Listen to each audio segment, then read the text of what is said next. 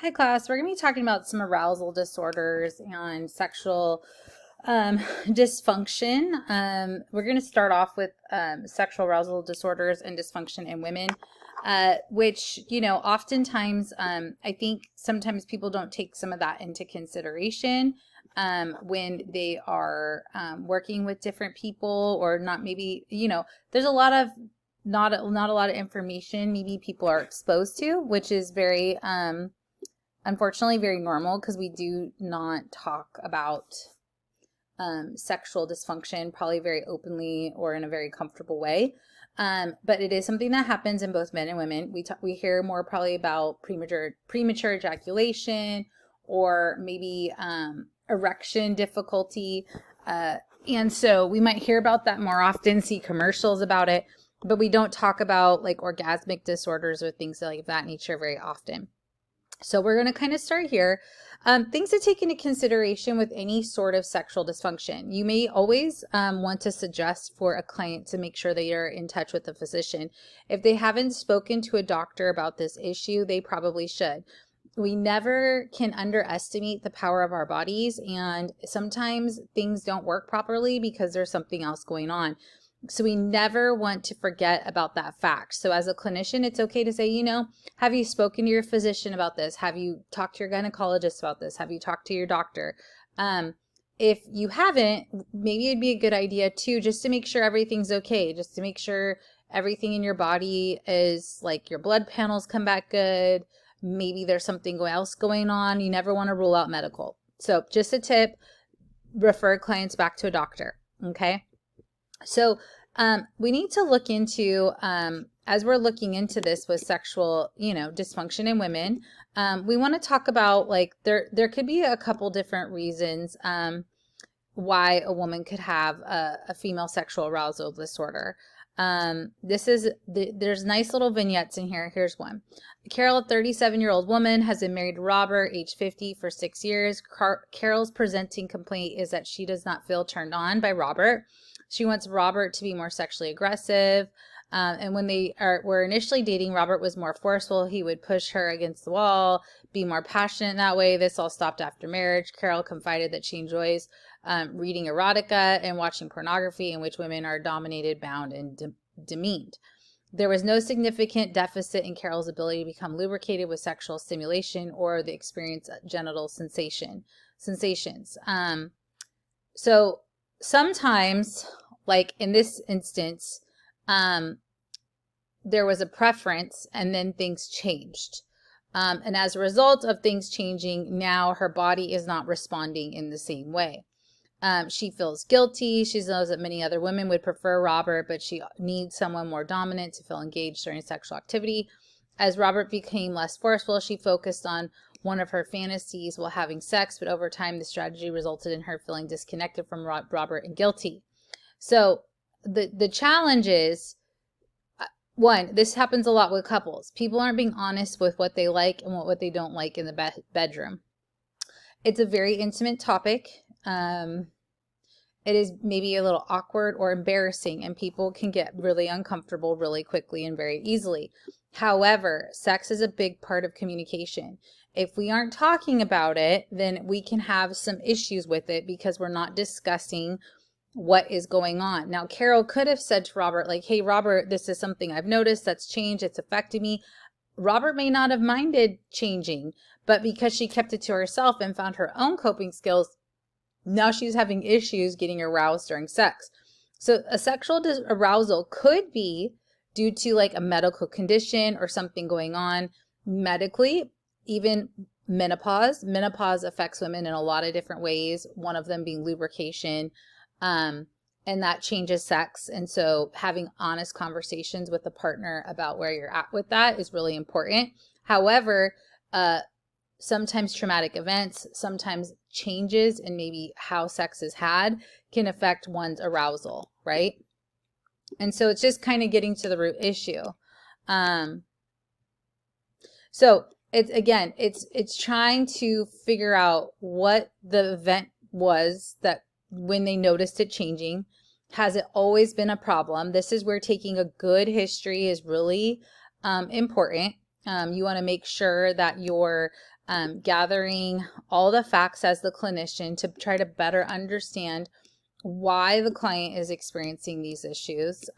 Because again, this may not have always been the case, and then something happened and therefore it changed. Okay. Now, physical symptoms such as like your body is not doing something it used to do. It could be medical. So like I said, we never want to rule out medical. It could be a traumatic event. Sometimes people have a history of like sexual abuse, rape, things of that nature. So there are certain sexual acts that are very triggering. However, if a client has never spoken to their partner about those things, then they're going to have a traumatic response and the partner's gonna be totally confused. This is, again, why communication is so important. You're going to hear this over and over and over. Communication is so important in sex. People are going to continue to do things you don't like if they don't realize you don't like them. Now, this is the case with basic things like how one cleans the house. This is the case with our sexual life, okay? And so if you're not communicating things to your partner, although maybe awkward, uncomfortable, embarrassing, maybe it's things that you have never told anybody in your life, you would hope that the person that you're choosing to have an intimate relationship with is someone that you could trust to tell very personal things to. Not to say you have to go into gory detail, but say, hey, when you touch me like this, it really sends me to a place. Or, hey, I can't do that sexual act because it's really uncomfortable for me for this, that, or the other. Or, our bodies change, we age, sometimes we put on weight, whatever. A lot of things happen. Hey, that's uncomfortable for me. That's painful for me. We have to be able to communicate that. Avoiding sex altogether is not the answer, especially if you're in a marriage or a serious committed relationship, because relationships usually involve adult relationships in some capacity, usually involve some level of sexual activity. And if your way of avoiding a hard conversation is just avoiding sex altogether, someone's going to feel really rejected. Okay. So please, when you have clients and these are some of the issues coming up, of course, could be a medical thing. It could be like, oh, I just don't need sex anymore. I'm not really interested in it. Those are all things. Depression could be a factor. For women, I always laugh because when I was in my master's program and I was taking actually this course, I think we had a diagram and it was like a cockpit of an airplane, and there's like dials and gauges and switches and all these things. And it was like, this is what it's like sexually when you're what women are like. And it's like, there's so many different things that like need to happen to make the airplane work, right? And then the professor was like, and men are like microwaves. Now, that's very stereotypical. I'm not saying that's accurate in every case, but if there's no emotional intimacy in a relationship, if a partner isn't being nice to their partner, more than likely people aren't going to want to have sex with you. Sometimes if there's been huge like physical appearance changes, then there's no attraction for whatever reason. I'm not saying that means someone should cheat on somebody else or anything of that nature, because that's obviously really inappropriate. But that could be why maybe someone isn't really wanting to have sex with someone and they're too embarrassed to say that, And therapy is a great space to bring up hard conversations because there's another person there. That might be what makes it uncomfortable at first, but just because you're a stranger. But once they kind of build rapport with you and some trust with you, it might be nice to have another person there, because some people mean really well with the things that they say, but it comes off really wrong and it can be really offensive. And so if we can have safe adult conversations in therapy, we might see huge progress in our couples therapies. And or if it's an individual talking about these things, it might help them to be encouraged to have a different outcome than what they're getting. Okay. But female arousal disorder is very real. It's something that happens. And it's something that, again, we can talk about it with our clients. There's that cognitive piece. And we can walk through different things to maybe suggest or for clients to try to see if they're willing to kind of help them along in this process. which again, as a clinician, we're here to kind of, obviously no one's gonna be having sex in your office or anything weird like that, but maybe we might give homework suggestions. Maybe we're not worried about penetration, but maybe we'll let them be more comfortable with each other or undressing in front of each other, all those different kinds of things. We can give small steps to maybe lead to an outcome that is desired, but we're not going to force anybody to do anything that they don't want to do. Okay. And if there is trauma, it's making sure that maybe we're even suggesting maybe one of the partners deal with trauma. Because if that's getting in the way of the sexual relationship, then we maybe need to deal with that so that the person can have, again, the outcome that they want. Okay. So with an orgasmic disorder, we want to make sure that clients, again, we're ruling out medical conditions if there's something wrong, like especially if a woman has just had a baby or things of that nature. Is there something going on with their body post a traumatic event like delivery? Those are the kinds of things. A lot of times there's some sort of cognitive issue going on here. Has there been trauma? Has there been sexual abuse? What's going on as far as foreplay? Especially when you have people who they just jump right into penetration. You're not normally going to get the outcome that you want when it comes to a woman experiencing an orgasm. And so I think too, knowledge is power. A lot of women don't understand our bodies. No offense to the men in the class, but your genitalia is outside of your body. It's easy to see things of that nature. Women's genitalia is all internal. And so women aren't very familiar with the structure of their body, how it works. They aren't familiar with the clitoris and what it can do and all those different kinds of things. And so as a result of that, there's just a lot of a lack of information and a lack of knowledge on what is going on with them. And so I always say knowledge is power, education is power. When you educate yourself and understand your body better, then you can have better outcomes. And so even for a woman to be able to look at their body, take a mirror, look at it, sound maybe gross.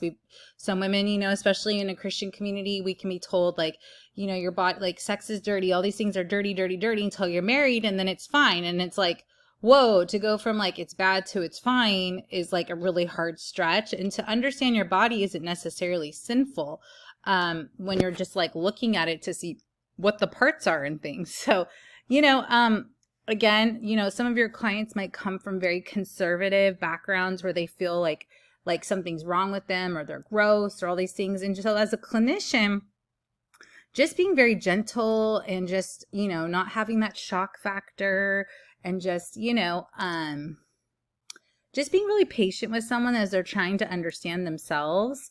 We've had clients who, they don't understand necessarily how sex works. And you're like, that's ridiculous. Well, it's not. And people aren't very comfortable or aren't very willing to admit to with peers that they're just so unaware of what they're supposed to do and how it works and all those kinds of things. So therapy can be a very safe place for someone to be very honest with where they're at, what's going on with them, what they're experiencing. Because again, yes, sex is everywhere in our world and it's in our face and pornography is really dangerous and all those kinds of things. But that doesn't mean everyone's been exposed to a lot, nor do they know a lot. And it's really hard to admit you don't know a lot of things in a world where you feel like everybody knows everything except you. So just some thoughts. And, I think we as therapists can do a lot of coaching in this area and just kind of helping people, not that we're telling them what to do, but I think in the sense of let's learn, there's books like Intended for Pleasure, which are totally, you could use them, people are very worried about having pornographic type material in their text. Intended for Pleasure is not. There's diagrams that are very like pencil drawing type things, because again, when you understand yourself better, you can then have maybe a more desirable outcome. And so now that is not always the case with every female orgasmic disorder. There is sometimes things that are biologically going on that is causing a woman to not be able to have an orgasm. And that's where medical treatment is needed, or there are medical types of remedies for that. But a lot of times it's cognitive. Sometimes it has to do with what the partners are doing together, things of that nature to get, again, an outcome that a person wants. And of course, addressing trauma. any sort of traumatic event or something that's causing someone to like seize up, and not fully be present. A lot of your mental space is needed in order to have a physical response for women. And so if their head is caught up in something that's stopping them from really being in the moment and enjoying themselves, that could be the issue too. So a lot to work through, talk through, and just allowing clients to kind of get there, not forcing them. It might take a little bit of time for them to warm up and kind of get there, eventually build rapport with you. But these are real things that happen, and they are real issues in relationships. And there can be a lot of shame with sexual dysfunction. Maybe some of you have experienced it yourself, a lot of shame, a lot of guilt, and there's nothing to be ashamed of, right? Like shame is what I think Satan uses to keep us trapped. And so we want to shed the shame. Let's be honest, let's be real, and let's get to the root of the issue so we can have an outcome that we want. Okay. Hope this is helpful, a little enlightening, information with the text with some examples and things. But anyways, enjoy your reading, and I'll see you in a week.